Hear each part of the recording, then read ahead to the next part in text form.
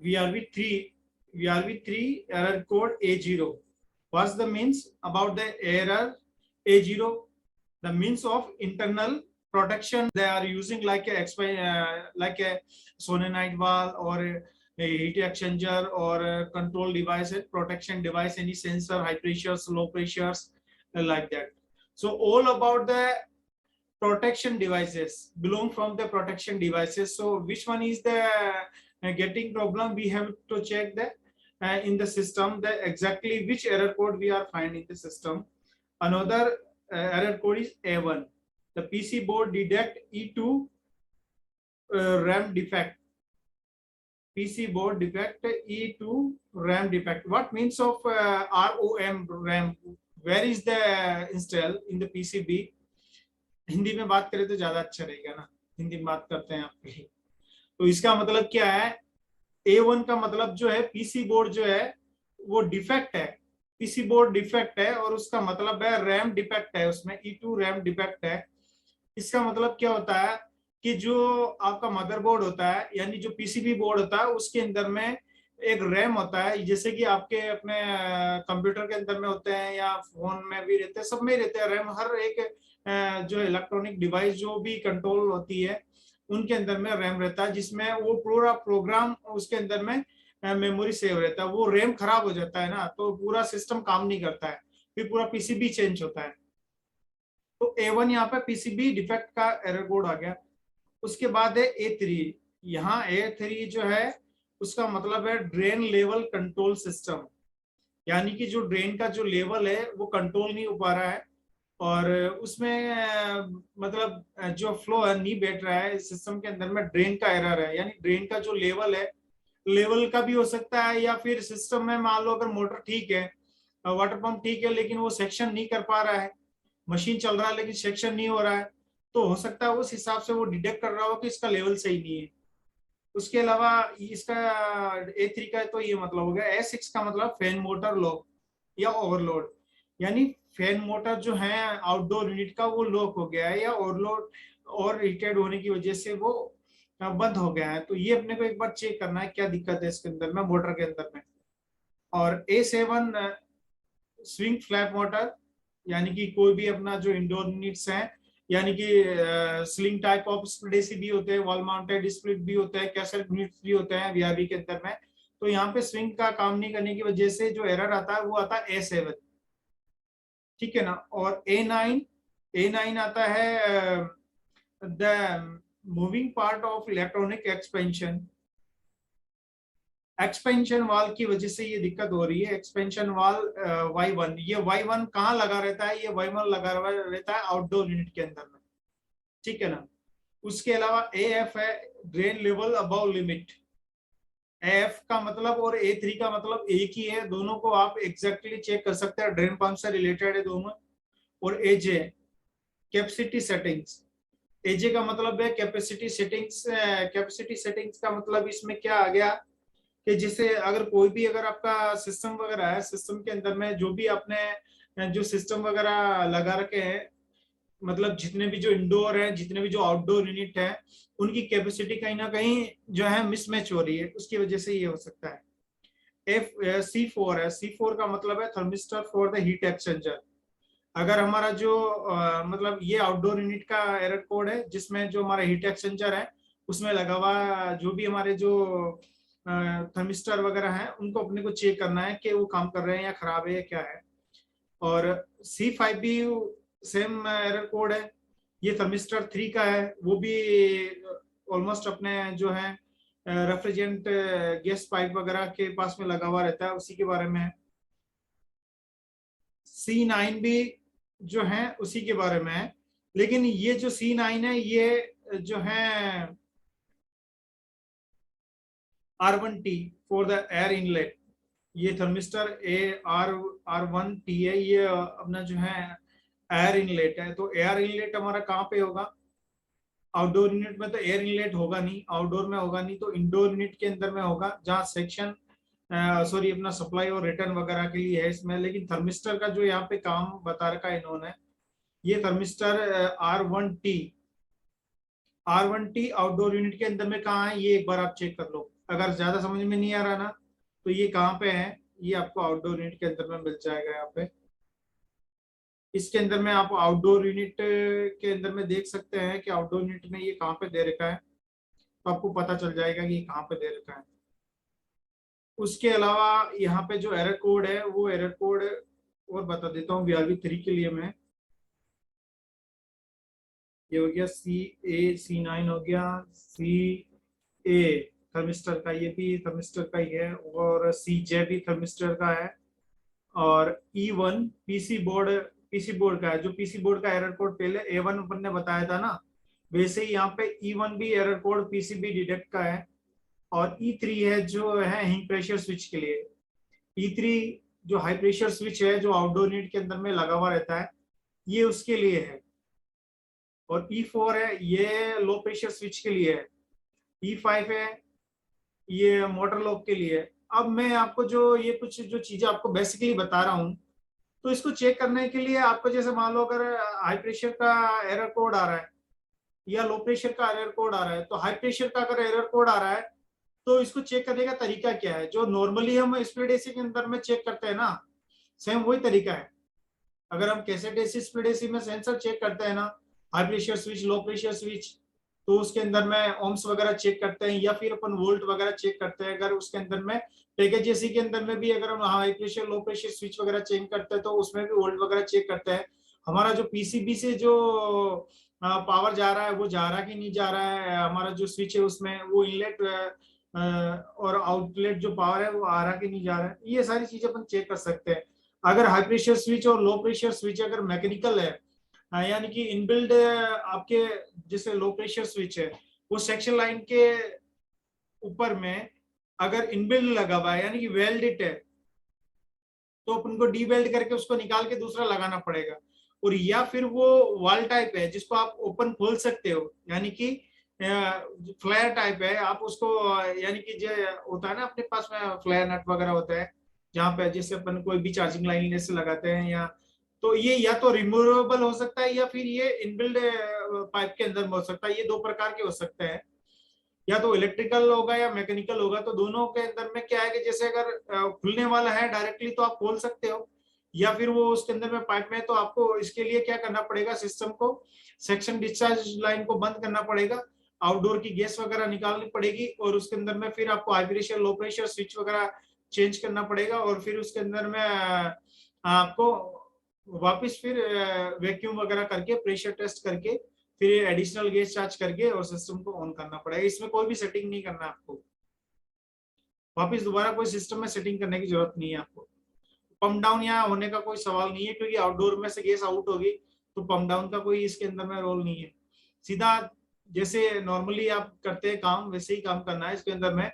जो अगर high pressure low pressure switch अगर खराब है, तो उसको चेंज करना है, और चेंज करके उसको वापस लगा देना, जिससे पैकेज एसी वगैरह में या डक्टेबल यूनिट्स में अगर आप चेंज करते हैं तो। और उसके अलावा जो है कंप्रेसर मोटर लॉक अगर बता रहा है, तो E5 का मतलब कंप्रेसर मोटर लॉक, लॉक अगर ये बता रहा है, तो कंप्रेसर मोटर के अंदर में लॉक होने का वजह क्या है, क्या वो ओवर हीटेड है, या कोई सेंसर की वजह है, या क्या दिक्कत क्या है सिस्टम के अंदर में, या कुछ हाई प्रेशर और लो प्रेशर, वो भी अपने को चेक करना है सिस्टम के अंदर में। मोटर लॉक क्यों हुआ है, क्या वोल्ट उसको जा रहा है कि नहीं जा रहा है, मोटर अगर कंप्रेसर में कोई भी अगर डिटेक्ट आ रहा है, तो उसका रीजन क्या है, मोटर लॉक होने के रीजंस क्या है, वो अपने को ढूंढना है। और उससे रिलेटेड क्या रीजंस हो सकते हैं किसी भी कंप्रेसर में, अगर मान लो अगर कोई मोटर अगर लॉक हो रहा है, तो क्या क्या रीजंस हो सकते हैं, वो हमको चेक करना है। वो वोल्ट से रिलेटेड होते हैं, वो हमको पीसीबी से चेक करना है, वो पीसीबी दे रही है कि नहीं दे रही है, या फिर यहाँ पे सिस्टम के अंदर में कोई मैकेनिकल फॉल्ट तो नहीं है, कहीं ओवर हीटेड तो नहीं है। उसके अलावा E6 है, E6 का भी मतलब वही है, सेम कंप्रेसर लॉक है और ओवर करंट की वजह से, ठीक है ना। E7 का मतलब है आउटडोर यूनिट फैन मोटर का है। E7 अगर आ रहा है एरर कोड, तो E7 का मतलब है आउटडोर यूनिट के अंदर में जो फैन मोटर है उसका दिक्कत है, ये है ना। वो तो दिक्कत क्या है, पावर चेक करना, पावर जा रहा है, वोल्ट जा रहा है, उसके बाद भी काम नहीं कर रहा, तो मोटर खराब है। और या फिर पीसीबी नहीं दे रही है, तो पीसीबी खराब है। ऐसा अपने को करना है, कोई सेटिंग नहीं करना है इसको चेंज करने के बाद में। उसके अलावा E9 है, इलेक्ट्रॉनिक एक्सपेंशन वाल है, इसमें दो एक्सपेंशन वाल है, Y1 Y2। कोई भी खराब है एक्सपेंशन वाल, तो एक्सपेंशन वाल अगर खराब है तो आपको ये देखना है कि ये किस तरीके के हैं, क्या ये डायरेक्टली जो है सिस्टम के अंदर में वेल्डेड है या फिर रिमूवेबल है। अगर रिमूवेबल है तो उसमें मोटर खराब है तो सेम मोटर आप उस पर इंसर्ट कर सकते हैं, अगर नहीं है तो आप उसके अंदर में चेंज कर सकते हैं। वैसे तो ऑलमोस्ट रिमूवेबल ही होता है, तो कोई दिक्कत वाली बात नहीं है इसके अंदर में। और उसके अलावा है F3 का मतलब है अब normal discharge pipe temperature. Discharge pipe का टेम्परेचर अब नॉर्मल है यानी सही नहीं है, तो उसको आपको एक बार चेक करना है कि कंडेंसिंग की हालत क्या है, कंडेंसर की हालत क्या है, क्यों ऐसा हो रहा है। और उसके अलावा जो अगला है एरर कोड वो है F6 का मतलब है रेफ्रिजरेंट ओवरचार्ज। अगर कोई भी VRV3 है, ये ऑटो आपने गेज चार्ज नहीं किया, ये डायरेक्ट आपने मैनुअल गेज चार्ज किया, उसमें ज्यादा गेज चार्ज कर दिया आपने, तो अगर गैस अगर ज्यादा चार्ज कर दिया आपने सिस्टम के अंदर तो F6 आ जाएगा। अगर F6 एरर आ जाता है उसमें, अगर आपको पता चल गया है कि इसमें ओवरलोड हो गया गैस, तो उसमें आप रिलीज कर सकते हैं प्रेशर के माध्यम से कि R410 है तो 410 का सेक्शन प्रेशर 8 बार होता है, 8 बार कर दो ठीक हो जाएगा, उसमें कोई सेटिंग नहीं करना है अलग से। S3 S3 का मतलब है हाई प्रेशर स्विच का, और लो प्रेशर स्विच का H4 है ना। तो यहाँ पे जो है हमारा जो स्विचेस है, हाई प्रेशर स्विच और लो प्रेशर स्विच, वो भी सेम लाइक दैट वैसे ही है कि ये रिमूवेबल है तो आप रिमूवेबल कर सकते हो, और इनबिल्ड है तो आप वैसे ही करोगे।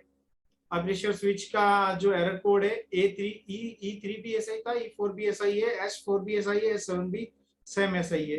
H3 और H4, H7 outdoor fan motor का था, H9 ये थर्मिस्टर आउटडोर यूनिट का था, और H9 ये भी थर्मिस्टर का था यानी कि। और इसके बाद के अंदर में जो एरर कोड है वो है J3 डिस्चार्ज पाइप का है, ये भी मतलब इसके अंदर में और जो आपके काम के हैं एरर कोड वगैरह वो है जे ए का मतलब डिस्चार्ज पाइप पे जो प्रेशर से डिस्चार्ज पाइप पे जो सेंसर लगा हुआ है उसका है एरर कोड। J6 है, ये भी प्रेशर सेक्शन पाइप का सेंसर है। L0 ये इन्वर्टर सिस्टम एरर है, और L1 है ये आप पीसी बोर्ड का है इसके अंदर में। अब पीसीबी बोर्ड का एरर जो है ये आउटडोर यूनिट का है या इंडोर यूनिट का है, ये अपने को चेक करना कि इंडोर का है या आउटडोर यूनिट का है। उसके अलावा L4 है inverter redialing that fin temperature rise. ये आउटडोर यूनिट में लगे हुए सेंसर की जो सेंसर है, फिन्स के अंदर में जो सेंसर वगैरह रहते हैं उससे रिलेटेड है L1, सॉरी L4। और L5 है डीसी आउटपुट और करंट ऑफ इन्वर्टर कंप्रेसर, यानी ये इंपॉर्टेंट थोड़ा एरर कोड है। क्या है L5 का मतलब ये है कि जो आपका इन्वर्टर कंप्रेसर है आउटडोर यूनिट के अंदर में, उसमें जो करंट जा रहा है वो ज्यादा है। वो कहां से ज्यादा है, वो इन्वर्टर पीसीबी से ज्यादा है। यानी कि जो इसमें मेन पीसी बोर्ड है, वो मेन मास्टर जो पीसीबी बोर्ड है, वो 3 फेज आपका जो लाइन 1 लाइन 2 लेता है पहले, वो लेने के बाद में देता है इन्वर्टर पीसीबी को। इन्वर्टर पीसीबी एक लेके फिर वो देता है उससे रिलेटेड जो भी फंक्शन है, वो कंप्रेसर 1 हो गया, कंप्रेसर 2 हो गया। अगर कंप्रेसर 1 है तो उससे रिलेटेड पीसीबी अलग होगा, कंप्रेसर 2 है तो उसके लिए अलग होगा। उससे रिलेटेड जो भी सेंसर से रिलेटेड जो भी सेंसर वगैरह वो उसी पीसीबी में कनेक्ट रहेंगे, और उसी के high pressure low pressure switch के सेंसर भी उसी में कनेक्ट रहेंगे। उसके अलावा जो अगर मान लीजिए अगर ओवरलोड अगर करंट दे रहा पीसीबी, तो पीसीबी का ये दिक्कत हो सकता है। इसका जो एरर कोड बताया ये क्या है, L5 L5 इसका एरर कोड है और करंट के बारे में। इन्वर्टर अब नॉर्मल इसका L8 है, और L9 स्टार्टअप एरर है इन्वर्टर के लिए, और LC transmission between indoor and control PCB board. ये भी बहुत अच्छा एरर कोड है। इसके अंदर में ये क्या एरर कोड है, यानी कि जो एलसी है उसका एरर कोड का मतलब क्या है अरविंद? उसका एरर कोड का मतलब ये है कि जो आपका जो मेन पीसीबी बोर्ड है, मेन पीसीबी बोर्ड से जो इन्वर्टर पीसीबी के बीच में जो ट्रांसमिशन है, यानी कि उनकी जो वायरिंग्स वगैरह है, उसके अंदर में एरर कोड से रिलेटेड है। इसका मतलब ये है, ठीक है। एलसी का मतलब, P1 का मतलब है high voltage in main inverter, in the main inverter के सर्किट, मेन इन्वर्टर सर्किट में हाई वोल्टेज आने की वजह से P1 आता है। U1 एरर कोड है, सॉरी U1 एरर कोड है, ये रिवर्स फेस के लिए, ये बहुत ज्यादा एरर कोड आता है।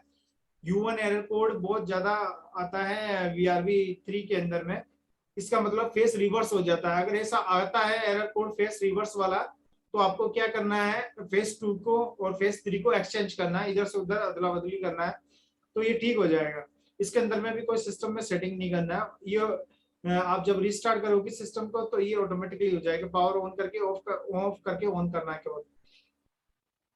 उसके अलावा यहाँ पे जो एरर कोड है U2, power supply insufficient.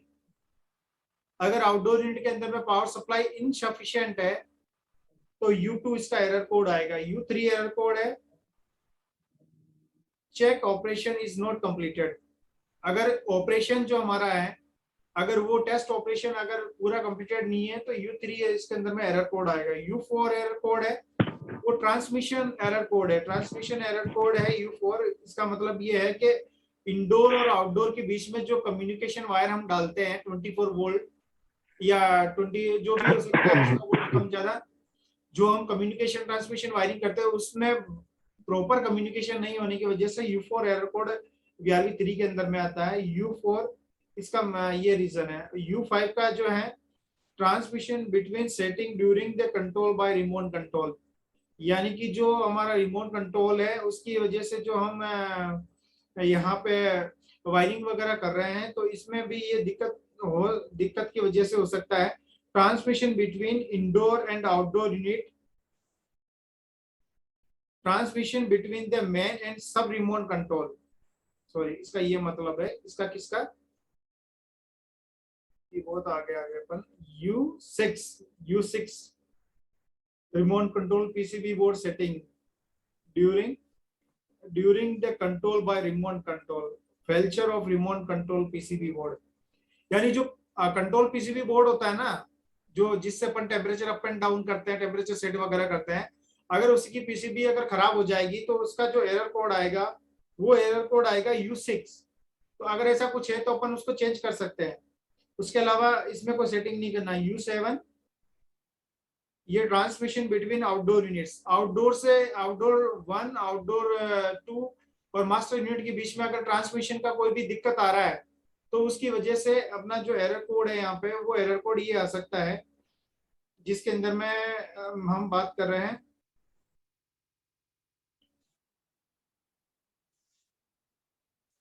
Transmission between the indoor and outdoor unit and ये हो गया एरर कोड U8 हो गया। U8 के बाद में U9 एरर कोड है। U9 एरर कोड है, ये एरर कोड है U9 indoor unit, indoor outdoor unit remote control. इनके जो अपने जो रिमोट कंट्रोल वगैरह इनको चेक करना है सेटिंग्स वगैरह प्रॉपर है या नहीं, कोई दिक्कत तो नहीं है। अगर अगर हमारा कोई भी रिमोट वगैरह खराब रहेगा तो U7 आएगा, अगर पीसीबी खराब रहेगा रिमोट का, अगर उसके अलावा अगर अदर सेटिंग से खराब है तो U8 आएगा। U9 जो एरर कोड है वो इंडोर और outdoor units are remote control in proper combinations.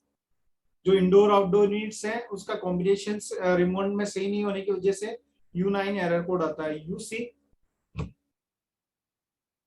जो UC एरर कोड है, UC एरर कोड है उसका मतलब है transmission between central remote control and indoor units. UC का जो मतलब है VRV3 के अंदर में, उसका मतलब होता है जो सेंट्रल रिमोट कंट्रोल है और प्लस जो मेन इंडोर यूनिट्स के जो कंट्रोल है। सेंट्रल कंट्रोल और इंडोर के कंट्रोल में क्या अंतर है? सेंट्रल कंट्रोल एक जगह से ऑपरेट हो सकता है और मैनुअली अगर हम इंडोर टू इंडोर जाते हैं तो वहां पे सभी इंडोर्स के मिलेंगे। इनके बीच का जो कम्युनिकेशन है अगर हम सेंट्रल कंट्रोल से कर रहे हैं तो उसमें अगर कोई दिक्कत है तो यहाँ पे यूएच एरर कोड आता है। उसके अलावा जो अगला एरर कोड है वो है यहाँ पे यूई। यूई का मतलब है transmission between central control and indoor unit, ठीक है। और बाकी के जो एरर कोड्स है ऑलमोस्ट